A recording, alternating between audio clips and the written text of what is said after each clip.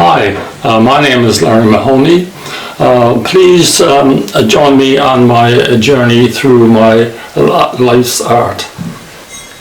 I have quite a bit of art at home, and it covers many different subjects.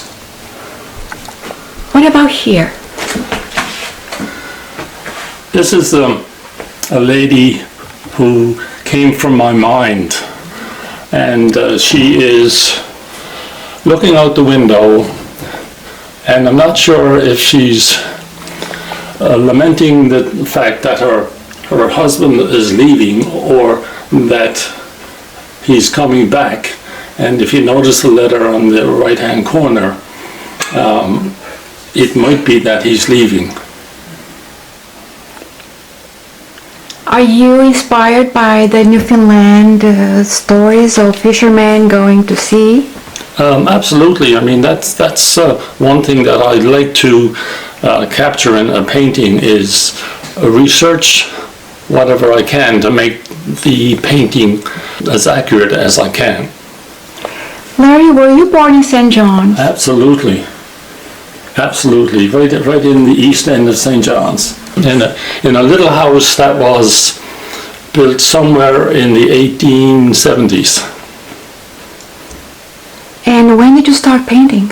I started painting about 1997 when the kids were grown and on their own, and I had always been interested in art way back in school. You know, never thought a whole lot of it until that event came, and I received a watercolor set for a Christmas gift. There's a lot of precision in your work. Yes. Does it come from that engineering field? Yes, it does, because it seems like I have an aptitude for that kind of thing. People say that my work is so detailed and so on, and that's the way I am. This is another painting that came from my mind. It's a nice warm feeling somewhere in Spain maybe, and the people who were drinking their wine have taken their bottles and walked down to the beach. And here? And this one is a painting from Nova Scotia that I took the photographs of on one of our art excursion trips in Nova Scotia. And this lady, she's coming back home from perhaps a store over the hill. And we have some watercolor. Some watercolors, yeah. This one is talking about the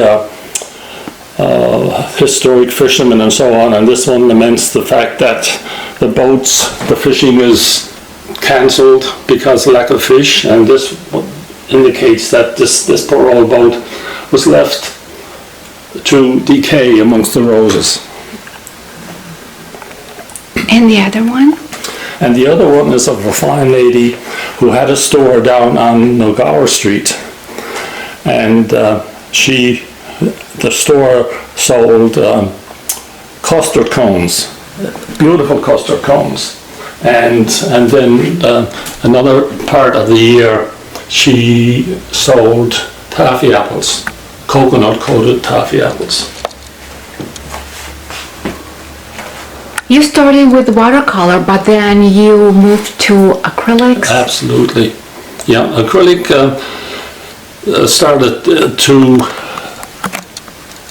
be a lot easier than watercolor, because there was so much forgiveness, and you could make a mistake and it was easy to fix, and then it's a quick medium. You know, and you can, with acrylic, you can do a watercolor image, an oil painting image with the texture. So it's quite variable as well. This painting here is another acrylic done of an outport let's say it was in its prime, you know, there was a lot of fishing going on, and that's the image that I wanted to capture.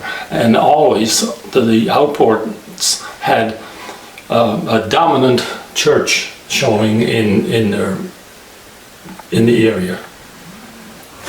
And all of these little paintings here were Christmas cards that I did over the years, and they do, you know, show the same kind of outport living. Your roots are in Ireland. Yes. Have you been there? Yes. It was sort of like going home, you know, that's the feeling I had. And it was kind of strange, because there were many things that happened before I went over there. I was into the genealogy of our family, and I found the graves of some of these people in Belvedere Cemetery. And my maternal mother was one that I found, and she came from a particular town in Ireland, and I can't recall the name right off my hand. But when we were travelling from Dublin down to Waterford by train one day, and the train stopped because there was an emergency, and lo and behold, when I looked out the window, there was this particular sign that had the same name as my grandmother's headstone. And that was like, you know, holy smoke, what's going on? When was this? When was that? That was about 2006. So it was a productive visit. Oh, absolutely, yeah. Hi, I'm in my studio now, where I do all my work, my painting work, although I have another auxiliary room, and this is where I do my writing, and these are folders where I have compiled the information, and this is the part I'm working on now, which contains the images that I have prepared for the book. The book is about art, early Newfoundland art, and when I started painting way back, I went to the library to find some information, and there was no combined, condensed book on early Newfoundland art. Nothing in the library, but later I discovered that they had maybe a billion or two pieces of individual information in books, newspapers, and so on, and what other writers did. So I began compiling that, and this is part of it here. It's more up in the closet there, and there's a whole load of it on the computer. And it's about this guy who came to Newfoundland back in 1873, and he had left England in 71. He traveled up to Quebec and Ottawa and then back. He didn't find any work, I assumed, and so he came back to Nova Scotia. That's where the boat went, and back to St. John's, and then it would go back to England. In his travel down the St. Lawrence, he must have heard that maybe Newfoundland was at this particular time quite a busy place, because the fishery was in a boom, and since he was an art teacher, he decided, well, maybe he'd stay over and see if he could get a job, which he did. He got here in June, and in September he had a job at the Methodist College, and he worked there for 13 years. And in the meantime, he started his own school, because he found that the college was not teaching what he thought was a course that would enable the students to get a job from what they learned in school. Hi, Hi, how are you? what are you doing today? What I'm doing today, I'm being interviewed by this young lady. Oh, okay. Yeah. You're going to not talk too long. Well, I can only talk as long as I can. Margaret, you've been married for 58. 58 years, yes. What's it like to be married to an artist? Well, you're never bored. And if you're out somewhere, he's right ready to talk to whoever is around, to tell them where the best spots are, or talk history. Loves the old Newfoundland. Really loves it. Do you find that he forgets about time and stays Oh, here for hours and hours? Definitely. He does. He does. When you're ready to go somewhere, you're out in the car waiting. But he enjoys it. We don't have to fuss or anything because he's never bored. He also worked in the engineering field. Yes. Yeah. He must have been very precise at home. Well, he's very precise. No, not so much at home, but in doing things, you could tell. Things were ruled and precise, right? Yeah. What words of encouragement would you give to the wife partner of an artist who may not understand what they are doing? Well, nobody understands what they're doing, actually. But it's, you wouldn't make a living at it, but it's a very nice pastime. I wish I had a talent like it to keep me busy.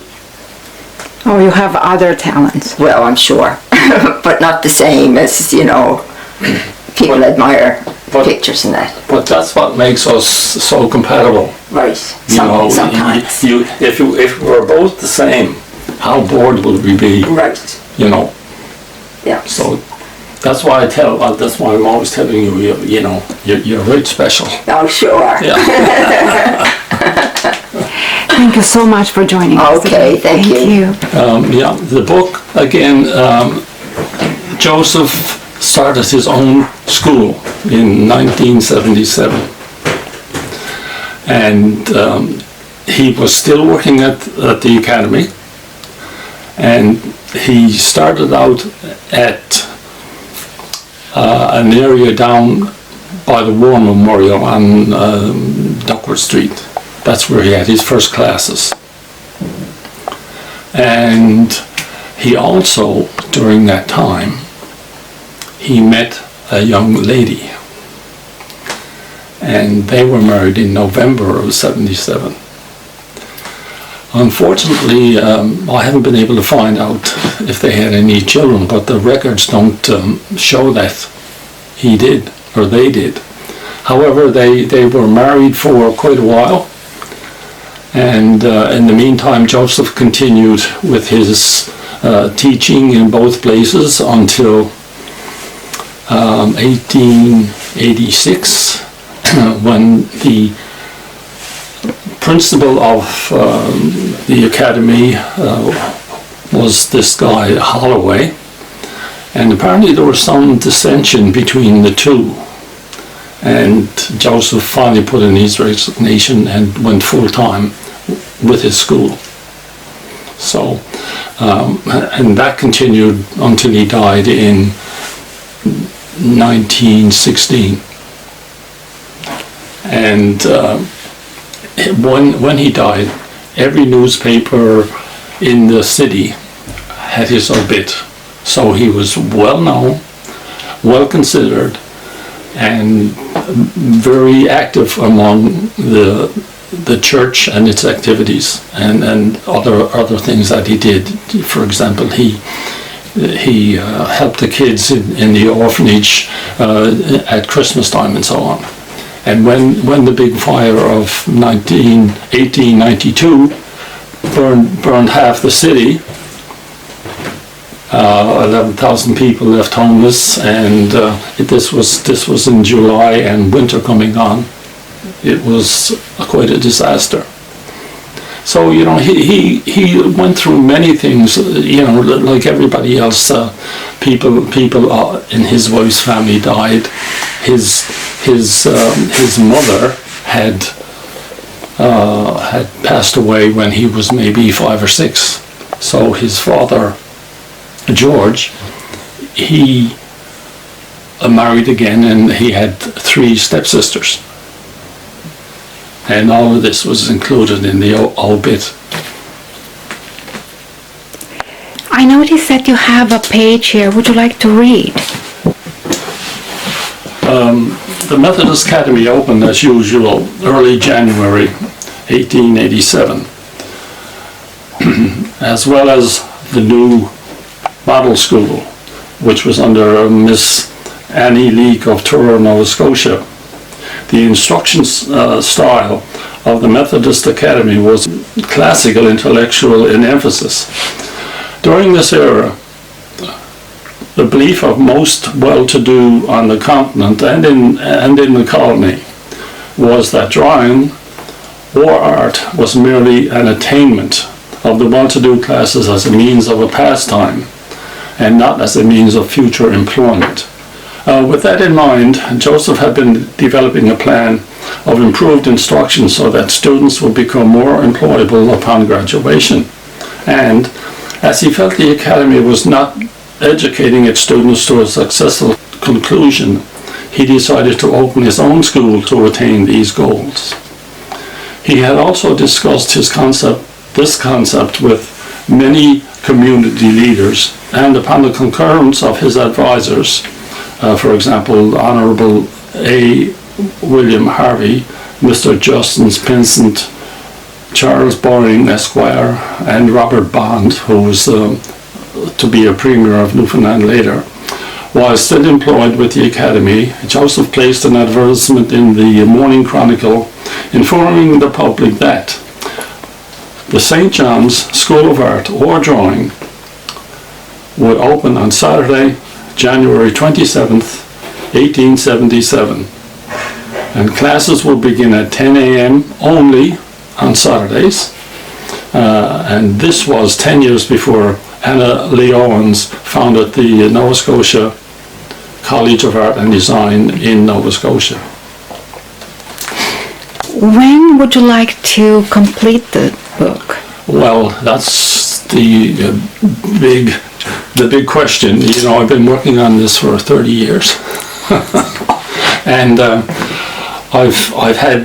I guess I've rewritten this book so many different ways, and I have to say I have to do it soon. As I said earlier, these are all of the images and so on that I'm working on. For example,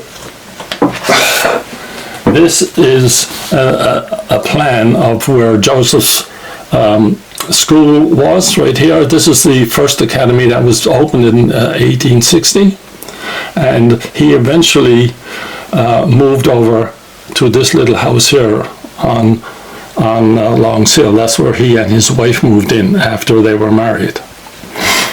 And so I have maps and plans and whatever of all of those things, and images of Newfoundland, and all of the images that I have in the book are of that time. You know, if there was I have some colored images, but the colored images I've changed them to black and white, so that I'm trying to give an idea of what things were like in his day, and so that's all there, and some of the other little maps. Okay, this one here. This line here is the border of the fire of 1892, and it started up here in a barn, and it went easterly all the way out to the harbour, the battery at the harbour. However, this is 92 now, 1892, and Joseph had moved to several places in town. But in 86, he moved to this house here, which was, as you can see, just west of the fire. This was on Balcotty Street on the Merchant Road. And so he and his wife were free of the fire, but all of his places of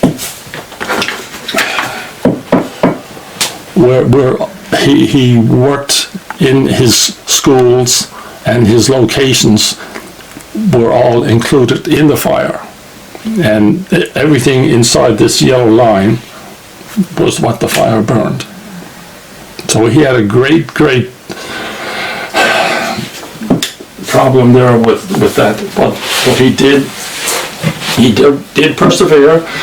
In October of that year, he opened up his school again outside the perimeter of the fire, and started off again. And in 1886, he started the Art Society of Newfoundland. And in my other research of the artists of Newfoundland, I have a PowerPoint presentation done showing from that particular time to the Art Association of today, how they linked their way through time. And that's what I work at all the time. I get up in the morning and go for it. Are you going to self-publish, or are you looking for a publisher? I would like to get a publisher, and time will tell. I've had different versions of it out to publishers, and I've had a couple of editors that they suggested do this, do that, and so on. So I'm okay with that. You know, the research is what I really like to do. So Larry, this is your latest work. You might say that I've done this one a few years ago, but as you can see here, this black area, I was never happy with that. So I want to make it a little more maybe translucent, and so I've had it here now for some while, and I'm just trying to brighten up a few edges and so on to make it look more realistic. You know, I like, for example, with the research, I like to have all the numbers in a row. So, you know, I guess that's the precision. And if there's a sequence of numbers, and for example, with Joseph in the newspaper, when you start in the 70s, 1870s, and you come right down, you come down through chronologically, and that's the way everything is in the book and the way everything is stored. So if there's a space missing, then that's what I look for. And in something like this, if a flower has to be a certain way, or the lily pad has to be a certain way, or if there's some decay here and there and everywhere, I like it to be like that. And other painters will say, well, geez, I can't paint like that, it's too tight. But that's just the way I am. Usually, how long does it take you to complete a painting? Well, now that is a question. Some of the ones that I showed you upstairs, the ones that I do without any support, no photograph, nothing, just straight from my mind, I can do them a lot quicker than something like this, where there's so much detail, and I'm trying to make it like what it looks like. That's the thing. When I'm trying to follow something, I'm trying to make it exactly like what I see. There was one painting you haven't seen yet, that it was of a canteen up on Signal Hill that was in operation in 18 something, early 18 something. But this is all the information,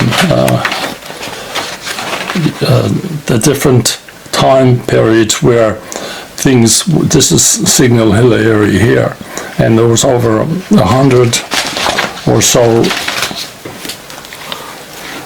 buildings, and I think the canteen was out here. And when I was doing the research, that was back in 2010. The university was doing an archaeological study up there. Larry, your book is very technical. Yes. Yeah. Are you concerned that some people who are not very technical might get confused or discouraged to read it? Well, I don't know if I'd say it was technical. It's more chronological, you know, because I'm a simple person myself, you know, and I don't know how to write great big long words, you know. So I'm hoping, you know, I try to keep it at my level. So, well, it is chronological, no question about it. I hope it's easy to follow through. The whole page. This is the painting that I did on Signal Hill back in 2010, and this is a canteen where Mrs. Garland, this is Mrs. Garland here, she had to look after the soldiers, and in order to look after the soldiers she had to supply milk every day. And way down here, you can see it here, but way down here in the valley, she had 3 cows. And this is where the soldiers lived. And when I was doing the research up here, the university was doing an archaeological study, and this barracks is over 100 feet long.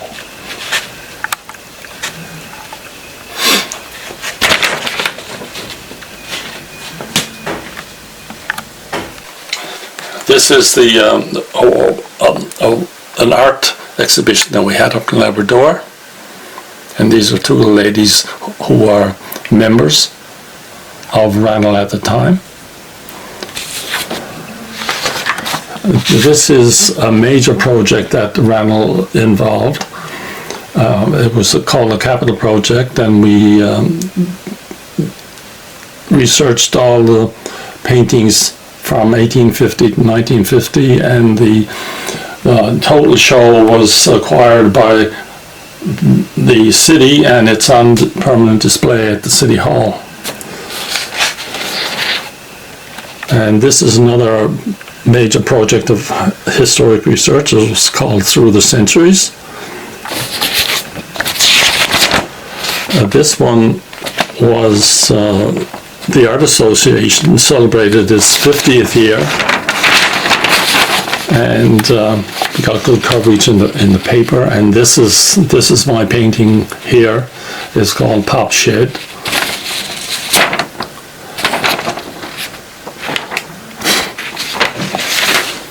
And let me see what else we have here. This is one of our artscape trips, and this is our bunch out in Corner Brook, where we also had an exhibition out there for ladies only. Yeah, this is it. Women in Newfoundland art.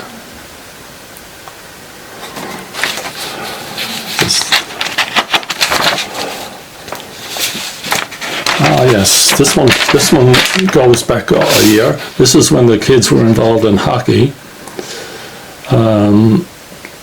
and they went to Mary Queen of Peace. And this was a medal or a badge that they had to send away to Japan and have made. You know, so this is rather unique. What's this one? Oh. These are some of the workshops, or the newsletters that I've written. This one was when I was working. I was interviewed. Yeah, that's me there. I was interviewed there, so that'll be back in 1990s. So that's that one. This is the 50th anniversary.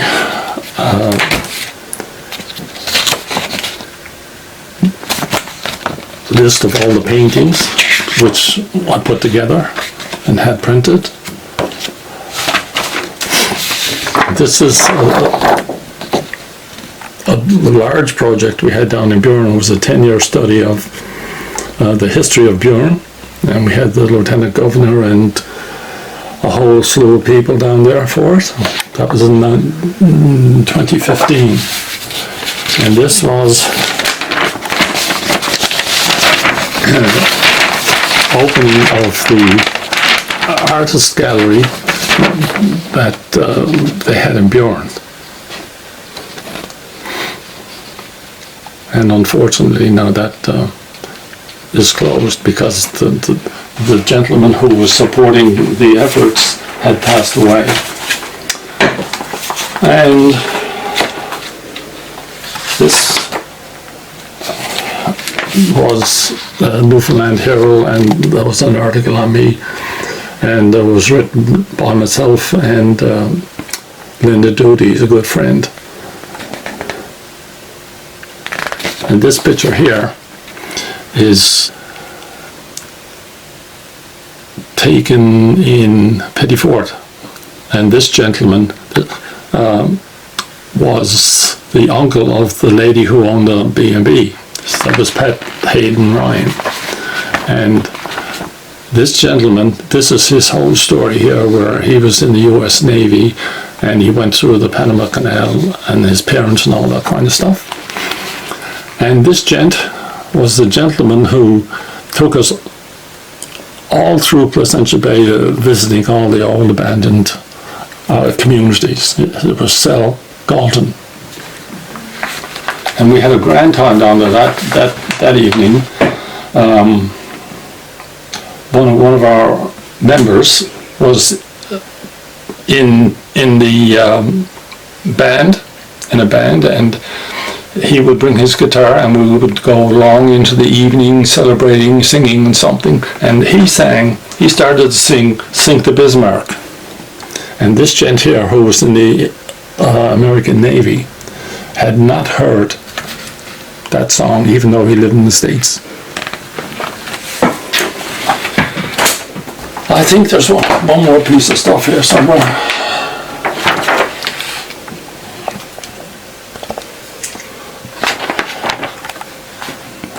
I should have had it marked.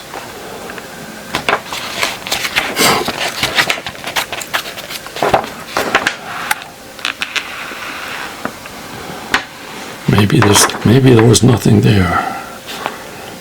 Celebrating the Arts, page 23. I think that's just a general one.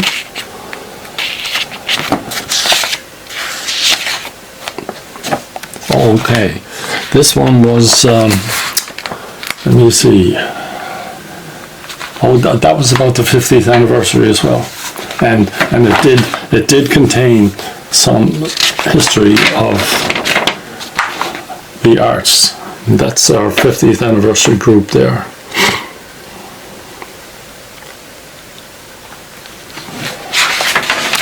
So you've been with the association for how long? Since 1977 or so. So that's almost 30 years or something. Enjoying every minute of it. So where we go next is down to the next level. Is that good? So this is your other studio. This is where, you know, I try to keep them off the floor. It's really a gallery. Yeah, yeah.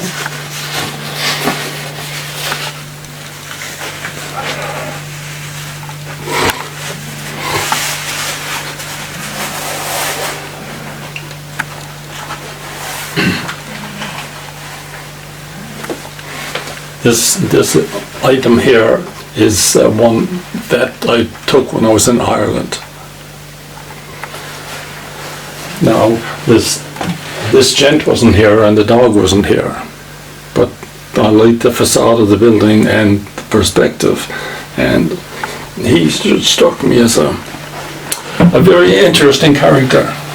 So you took lots of pictures. Oh yes, thousands. This image here, that's one of the first ones that I did. That was a watercolor. You know, there's all kinds of pictures there, and here, there, and everywhere. That one's up in Twillingate. Again, it represents, you know, the passing of an era in time. Sad, sad, sad. We've gone to places where the houses were vacant, and when we looked in through the windows, the table was completely set, ready for a meal. You know, how gut-wrenching is that? This lad here, this one was a medallion that was made with Clarenville Chamber of Commerce in 2008. You know, they made a medallion for the tree, and so that was very interesting. And the title is "Can You See Him?" They're waiting for Santa Claus. Mm-hmm. And this is another Christmas card of Santa. You know, those are coming from the mind and so on. Like these iceberg ones. And there's another one upstairs, an iceberg. And this one is there's a moose there.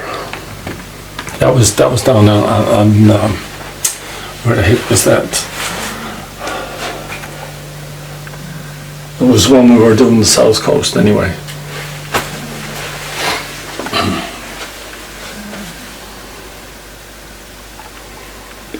I noticed that your palette seems to change from painting to painting. Yeah.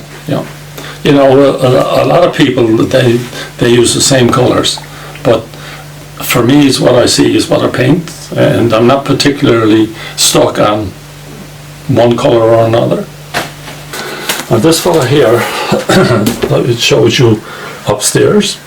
This one is very, very popular, and we were on a trip out in Southport, and we went by this shed, and this gentleman was sitting in there, and he was totally lost in the flame. So I went over and I said, "Excuse me, may I take your picture?" And he said, "Sure." And so he just looked up and he gave me a big smile. I said, no, you know, I want you to go back to where you were. So he went back there, and it was, I think, this box and this gentleman sitting on, might have been a chair, and the barrel fire. And all of this paraphernalia behind, I put that in because I was telling the story that while you look out here in the harbour, ain't no boats, no wharves, and all of the stuff he used during his lifetime, because that's the life of a fisherman. They have to be able to do everything with everything. In 2015, I had an exhibition with a friend up in Eastport.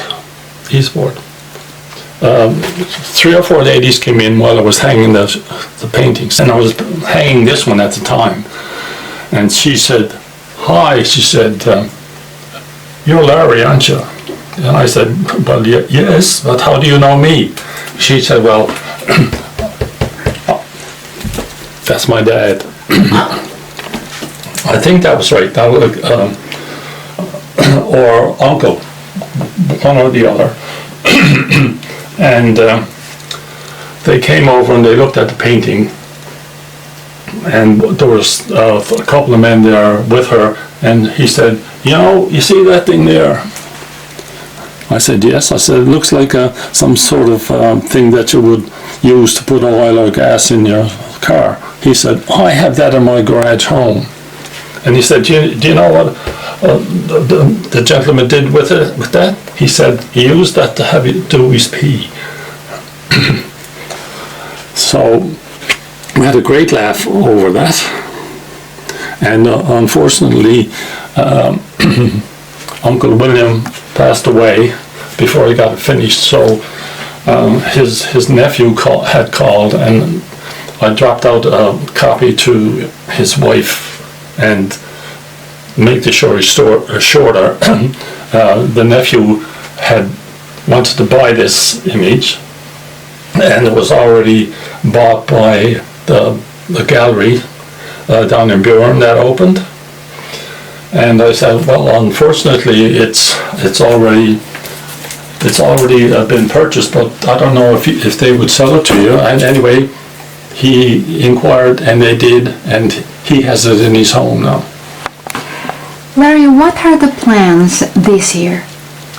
The plans this year are to continue and hopefully being able to, enjoy life and maybe get a book published and just continue trying to be happy. This is the canteen that we spoke about earlier, and you can see way over here down in the corner, you can see the cows on this one. And I did a lot of research on this one, and the gentleman who put it in his book, he wanted to show this building over here dilapidated, so I had to put in some broken boards and stuff. This is where the soldiers kept all their ordnance. This iceberg here is the one I referred to downstairs. This one, I had an inquiry from a movie production that wanted to have this one, but they wanted to have it larger. So anyway, I managed to arrange that, and I don't know what movie it appeared in, but it was an interesting time.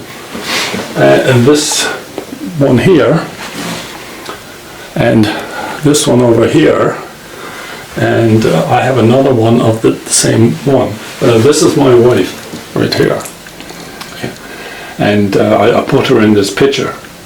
And this one, she's in a summer attire. I was trying to do the Four Seasons. I don't know who put that there. And this one here is up in Labrador. It's a shoot pool in Labrador, and you see the little people fishing here. And if you get really close, you can see the little fish jumping up the falls.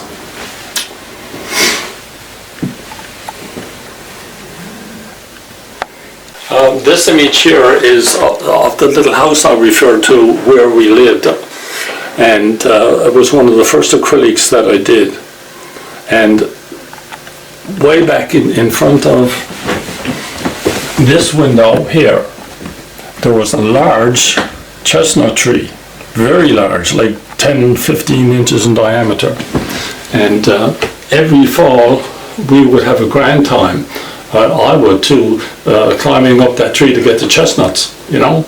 And unfortunately, when my parents wanted to renovate the place, they had to cut the tree down. But myself and my kids, each fall when we were growing up, we would go to different places to find chestnuts. Larry, how can people find you? I mean, Larry the artist. Well, you can find me on various sites on Newfoundland Art. Newfoundland Art.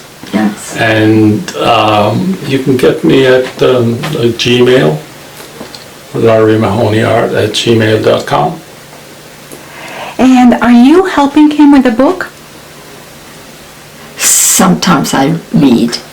Yes, she reads as a matter of proving and something like that. Yeah, proofreading. Yeah. But really, I like novels.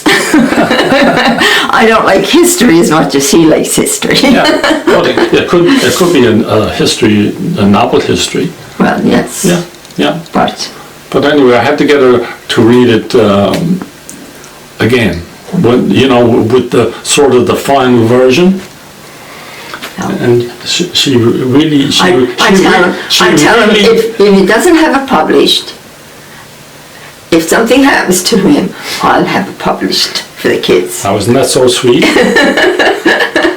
It was not published before that time. Yeah. Yeah. But she really loves to read it, after all, Yeah. She says, "My, that was so interesting." I did.